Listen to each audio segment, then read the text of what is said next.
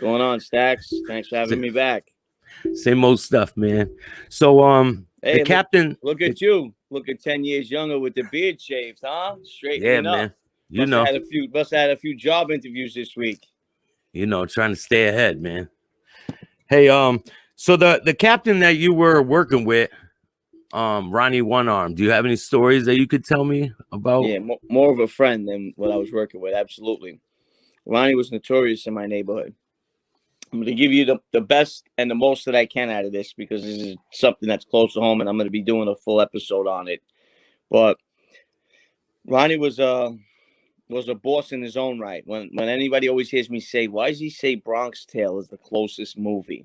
Because in the movie, Sonny was a made guy, and in the movie they made him out to be like a boss, right? He had a whole crew around him. He ran the whole neighborhood. Well, the guy that my good friend and who I call my brother Gene Barillo was around was Vinny Asara, who was about 20 years older than Ronnie. And I mean, Ronnie's got to be in his 70s now or late 60s. You got to be, yeah, 70s. I got to do the numbers right now. A little too early for that. But at first, it was Vinny Asara's neighborhood. He ran City Line and Ozone Park. Ronnie came from the East New York area. And Ronnie gets straightened out in '89. Before Ronnie gets straightened out in '89, I think that he's already a boss, and he wasn't. So he was already running Ozone Park and parts of Howard Beach on his own.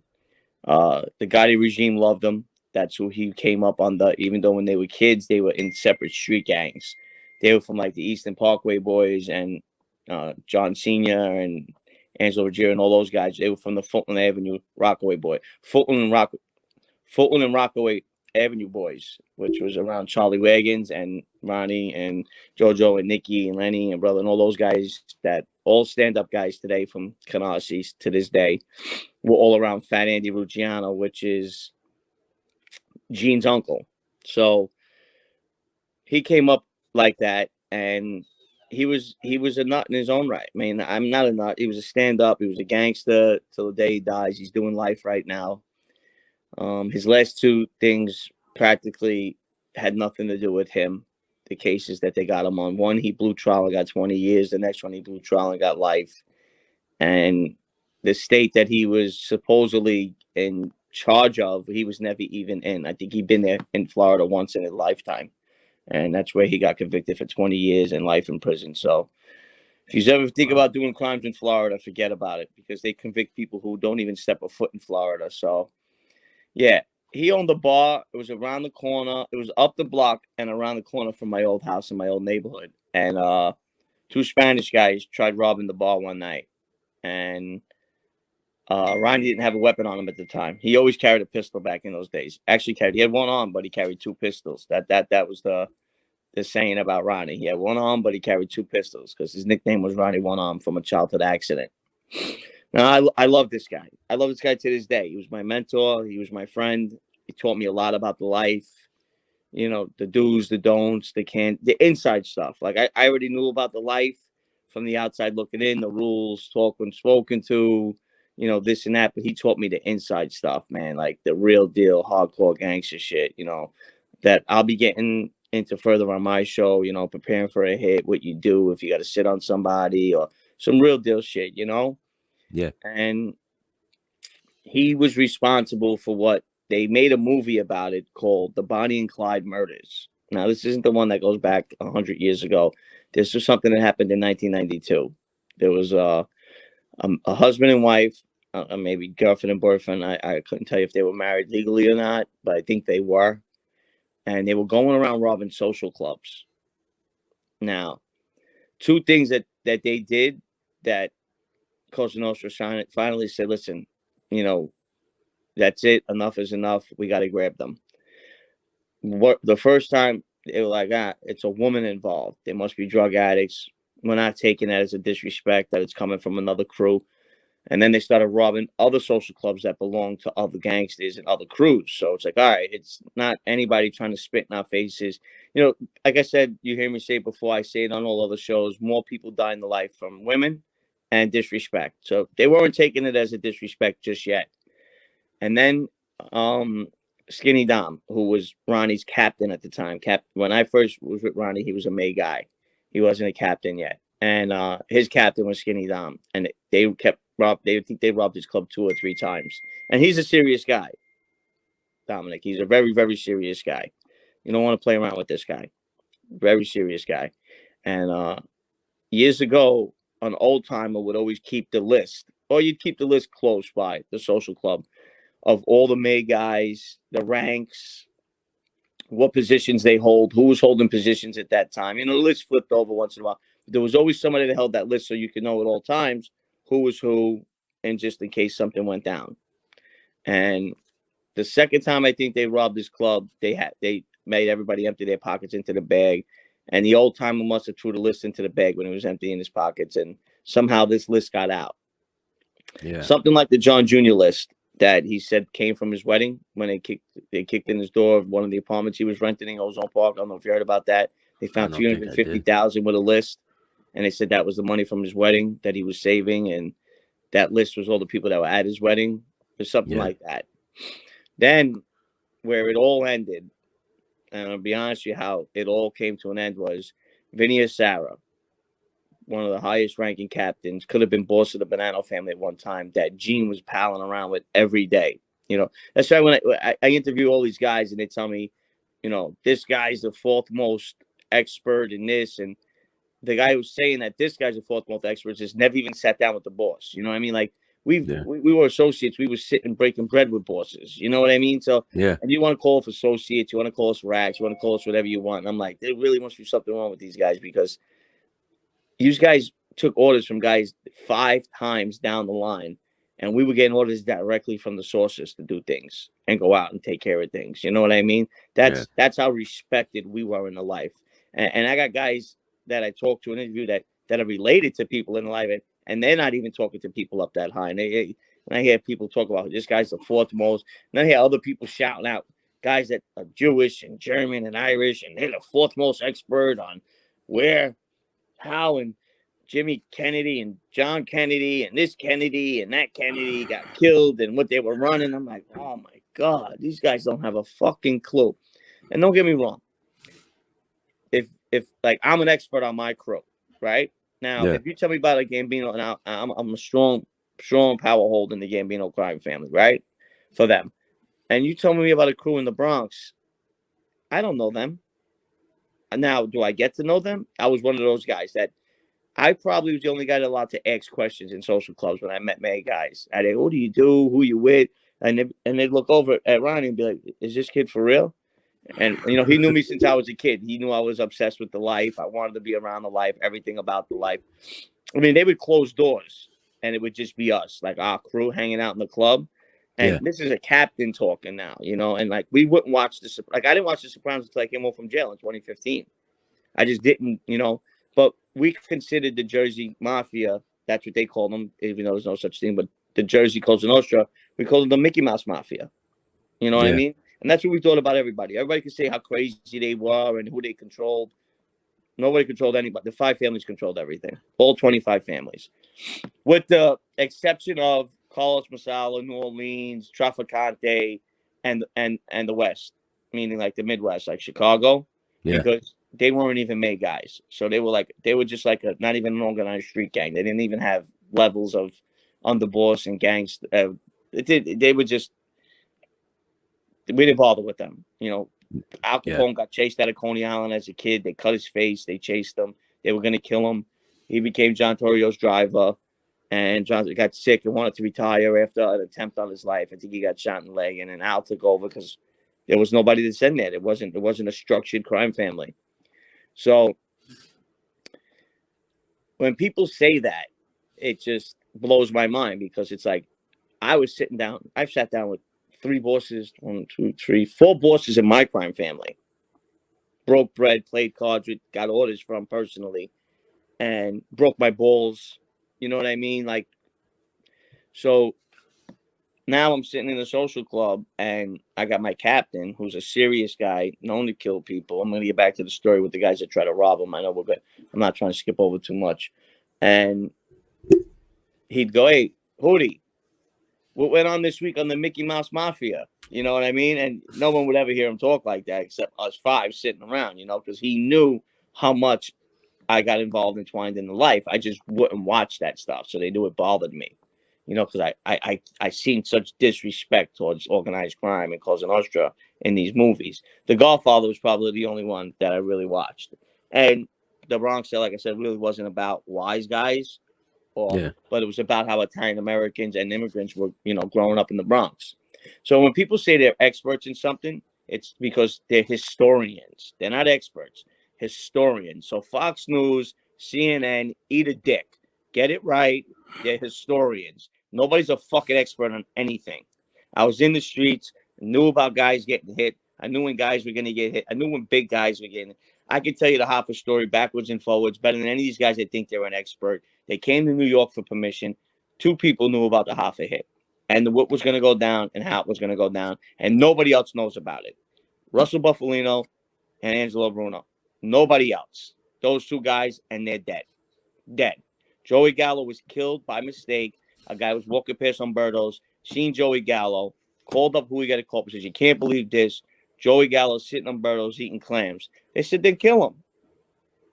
And the guy went in and whacked him out.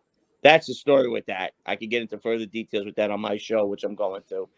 All these historians that call themselves the 4th most expert in this, eat a dick. They don't know what the fuck they're talking about. They're half-ass street guys. I don't even care if they went to jail.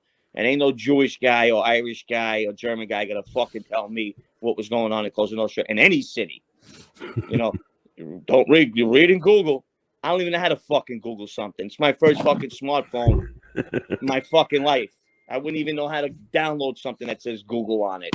Everything I know because of Cosa Nostra firsthand. So Ronnie owns this bar, and they robbed the bar, right? They got guns, they got pistols, whatever they got. He's with him, and he's got the night waitress closing up. And I guess, you know, he was a little tamed, but he probably couldn't live with it. Ronnie was just I owned the bar at Ronnie. I ran the business end, and he was in there every night drinking. And we went up against a few guys one night. It was just me and him. We were closed, and they wouldn't leave. And we didn't have no weapons or nothing like that. It was our place. It was out on Long Island. We were taking apart big pens. You know, when you take the ink out in the hard place of the big pens. Yeah. And we were outnumbered. If I could tell you, the guys that left with big pens in their necks, not us. Like that's the type of serious guy this guy was. And he might have been 60 at the time. You know what I mean? Yeah. Yeah, it was 1998, long time ago it was. We had a joint in Long Island. Nice bar too. Ooh, beautiful place for a bar. And but just there's nothing you could do with the business end if it's just people nobody want to come there because you got a bunch of fucking maniacs hanging out there. So as they were leaving, Ronnie just couldn't let them get away with it, and he went to stop them, and they stabbed them 170 plus times. Now just think about that. In his head, up his nuts, by his ass, like they were just stabbing the guy everywhere. 2 guys, 170 plus stabs. They stabbed Ronnie. Yeah. Damn. He crawled out of the bar, crawled across the bar, got behind the bar, got his pistol, crawled out the bar. As they were getting out, he kills one of them. Yeah. That's a gangster, my friend. Yeah. Right there. Straight up gangster killing motherfucker. You know? So this is the type of man we're talking about. Work like that, you know? And now, mind you, my cousin's show over there with my brother Gene Barillo, Johnny Alight was his partner. So just think about how many. Nobody's got more bodies than John. Yeah. So if this guy was running in the neighborhood because he was Italian, that's just where I found out that John wasn't. I was too young at the time because John probably would have grew the boss. The guy was just, there's nobody like him. I know you hear about, he's listen, don't get me wrong, Gas Pipe, DeMayo, Tommy Karate, the Grin Reaper. John's name should be right at the top.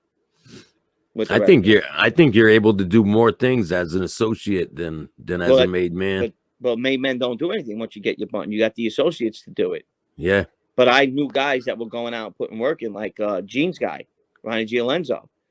I was doing the show last night, the NBA and the Button Man. Yeah. New Theory guy just has a new show now, and I was doing that last night. That's why we're doing it this morning because we ran late last night, and they brought that up, and John Panisse, who's a very high ranking member in the Lucchese Kai family, knew. He goes, "You tell me what you think about Ronnie," and I told him straight up, the guy's a captain, not even a made guy, and he was going out to put work in. Yeah. Beating guys up, and he was going out to put serious work in with the pistola. So if he's doing that, there's guys that do that, but you don't have to do that anymore once you get your bond. But there's guys that do. Ronnie was one of them. But like I just said, if Ronnie was that crazy, just think what John was putting in. John was putting in double and triple that work and never stopped, kept going. And so to me, Ronnie was like, top notch. And then John was just to me, John was we called him it was funny because I know they called him the sheriff, they called the Grin Reaper. Was John around? Was John around when the whole nightclub robbery thing was going down? He was. Ronnie and him were partners on a bar called P&M Pub at the time. They had another bar that was right. And now, my family was street people. I was a street kid. My mother would tell me. Now they were right next door to one of the most famous sandwich shops in the country. They had the best cold cuts in the country. Forget about that. Called Sapienza's, the original, and that was right next door to this P&M Pub. And I used to have to get my sandwiches there for school in the morning because I used to bring lunch to school. My mother would tell me I have to cross the street, to cross back over the street to go to the store next door because you never know what bullets were going to fly or a body coming out the window. That's how crazy it is. Because could you just imagine these two maniacs at the time running a bar together? Who's making it out of there alive? Somebody says something wrong or tries to pick up the waitress or anything like that, that these guys found disrespectful. So that was just two guys you would never want to see together. I don't think there was ever another duo that would put work in. I don't think there was ever two people more like them besides the Gemini twins. You could say them two, from the Lucchese. Oh, well, they were Gambinos at the time. They're Lucchese's now. But that's a different story. So with that, Ronnie lays up in the hospital, patches up, winds up surviving 170 plus stab wounds everywhere. Fucking guys, listen, the guy's got hip surgeries, knee replacements. He's sick, everything else, and the guy's still walking around the compound today at 70-something years old, Yeah.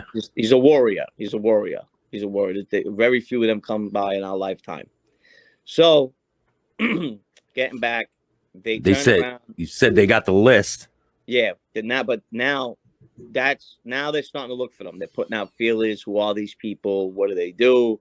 They find out they're drug addicts. It's 92 now, so now I'm even older and I know what's going on a little bit even more. And now they turn around and Vinny Asara, who's another guy, boss in his own right, could have been boss of the Banana family if he wanted it, turned it down. I know that, people will say, he was the underboss, right? He was the underboss. He was a high-ranking captain. I don't think he never wanted the position. It was too much heat. He wanted the money. He never wanted the positions, really, because he had his respect in his own right, Yeah. He didn't need any of that power. He had his own power. I mean, power went to his head because he had it already. So he's going home one night. I think it's early 92 because they wind up getting killed around Christmas 92 because they found them when they were ready to find them. Yeah, it was Christmas Day. So say Christmas 92. So you told me about this happened about early 92, mid 92. They rob Vinny Asara. They stick him up at his house. Right, he's walking in his house. Now they're sitting on gangsters because they think they have the money. And Vinny, they got pistols on him, a machine gun. Goes in his pocket, gives it to them. He says, "You do know who you're robbing, right?" Just like that. They says, "We don't give a fuck who you are." No problem. Now you already got the Gambinos out looking for you, and now you just robbed the guy that could be the boss of the Banana family if he wanted to be. He's a high-ranking captain at the time, and that was it. When Vinny wants something, you hear Gene talk about it all the time. Guy cut him off.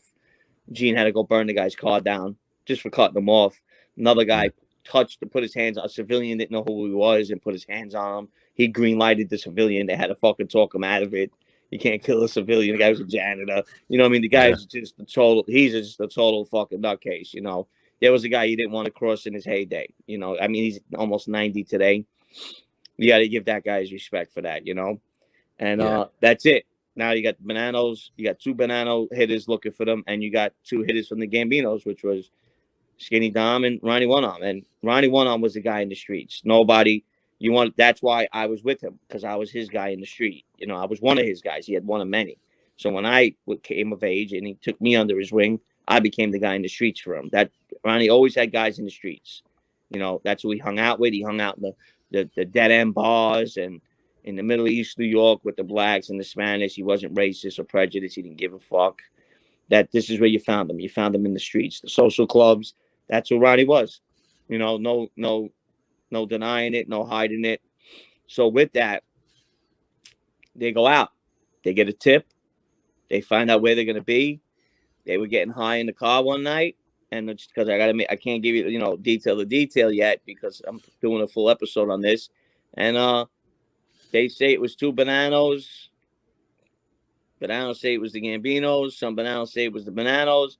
All I know is my guy was on the other end of a pistol that lit that car up, and those guys and that man and woman ain't around today. Yeah. And that was the end of it. And that's what happened to the Bonnie and Clyde murders. Just like that. They put their ear to the streets, they put out a few feelers, and these people weren't even from our neighborhood. And Christmas Day, they found out where they were going to be within 4 or 5 months, and them robbing the captain and the Banana family. Maybe a year of robbing the list, they were dead, sitting in their car in the middle of Queens. Yeah. Just like that. That's how these guys played. This was 92. You know, now you got to remember, that's the era I came from. So when people say, it was water, it was this, it wasn't anything. The life has been garbage for 100 years, but it's never been watered down. Like I tell everybody, I go back to my neighborhood once a week, sometimes 3 times a week. Yeah. Some kid one day might walk up to me and put one in the back of my head just to say he killed Hootie. Take 20, come home, get straightened out when the life restructures itself, and I'm gone. And that's something I expected, you know. Yeah, I mean, you always have this saying when you're in the life, you're going to die in the streets like Julius Caesar. Where else would you want to die? You know, in this life, you don't want to die like a scumbag or in the bed of a cancer. You want to die in the streets like Julius Caesar did. You know what I mean? Yeah. And I mean, I'm not being dramatic. I'm not being anything, you know. Somebody dear and close to me, actually, one of my ex-wives said to me, what do you care if you die tomorrow? Even though I'm fairly young, I'm not that old yet. She said, you've been around the earth twice. You've lived life to the fullest. What the fuck else do you need to do besides? But now that I'm a legitimate guy, there's a lot of legitimate things. I like to be a family man. There's a lot of things I want to do now that I want to live. Before it was like, if it happens, it happens. You know what I mean? And if it does happen, please let it happen in the streets I grew up in. I don't want to die in a fucking hospital of a heart attack or a cancer 15, 20 years from now. I'm just going to beat you to it. You're going to get there in 20 years, but I'll be there now. So what? You know what I mean? In depth. We're all going to get it. You know what I mean? I'd go out and tell everybody, look up the Stoics, and then they'll realize it. What's the difference? If I get clipped today and you die of cancer in 20 years, you're going to get there as soon as I'm going to get there. Because from now to 20 years with this earth spinning, that time means nothing. You know what I mean? The last million years was like a millimeter of a second of this earth being around. So that's it. We're here for a short while. You know, so it's crazy to think of things like that. But in the life, that's how you got to think of things. Because death can come at any time. And people think, oh, you didn't want to get clipped. Or when you hear guys say, I had to come in, I was scared for my life. Listen, that's just weak people, cowards. I wasn't scared for my life when I changed my life and decided to turn my back on Cosa Nostra. I wasn't scared for my life when I went to jail. I knew it was going to happen. And I wasn't going to let anybody take anything from me. My manhood was one of them because people don't understand how I believe that. I'll be dead today, but you'll be dead in 20 years. So what's the difference? Stand up for yourself today. So what if you got to go? And that's always been my outlook. And when my ex told me that, she had a good point. You know, what's the difference? I've done it. I lived it. Don't be a punk. Don't be a coward. Take your lickings. And that's how I live my life. It could end tomorrow. Could be walking down the street. I'll be in my neighborhood, right? We just got hit with a bad snowstorm. So I got to go out there today and shovel a few people's driveways and frontways that are a little bit old that I can't get out there today. And it's pretty deep out there, man. Yeah, so I got to get out there today. That's where I'm headed now. Yeah, you know, and a kid can walk up to me and just pop me, and that's it. You know, that's just the way it is. And back then, they were doing it left and right. And if anybody knows me that knows me in the streets, even before I got into the life, I was in those streets. I was running around with those guys. I was earning with them. I was going out to clubs with them. They're the first guys that got me in the limelight at 14, 15 years old, running around in the tunnel and the sound factories and the China Club and the Buddha Lounge and all these other places. You know, like I was there. I seen it. Was there. Guys got hit. Watch guys die. You know what I mean? Like anybody that knows me knows where I was and what I was doing. Now, am I saying that I was the killer? Was I saying that I was running around with pistols? I'm not saying any of that stuff. Yeah. All I'm saying is I was there. I was part of it. I was involved with these guys. I did it. I sold drugs. I wasn't working a job. I wasn't going to school. This is what I was doing. I was already finished with school. So just like that, man. And that's what my captain is favorite for. I don't not my captain, my friend, but he was a captain. Yeah. Famous for. You know, he was legitimately part of the Bonnie and Clyde murders. Yeah, I read. They said that he was the driver. They didn't know. He went to trial for it. No. Skinny Dom went to trial for it. Oh, Skinny Dom did? Did he get convicted? No. No, he got found He not got guilty, convicted. right? I think he got 15 years for Rico. Yeah, So yeah. you could get a year and a day for Rico, but I think they gave him 15 because he beat that and he beat another murder. But Yeah, you know, it was him and Skinny Dom. So regardless who was the driver, who wasn't, everybody's shooting. Yeah, everyone's getting charged with the same thing. Everybody's got to pull their pistol out and put something into one of them. It's just not one guy putting a bullet in.